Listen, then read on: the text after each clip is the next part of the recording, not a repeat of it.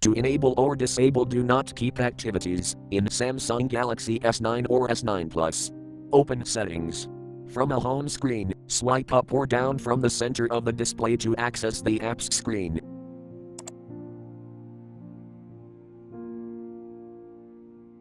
Tap Settings.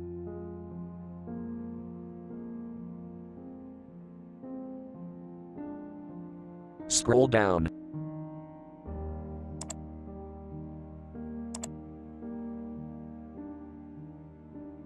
Tap Developer Options.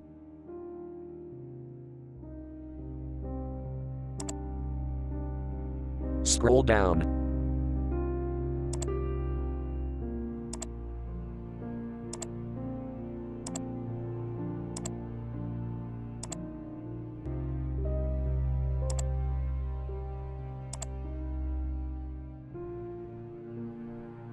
Tap Do Not Keep Activities, switch until blue to enable, or tap until gray to disable.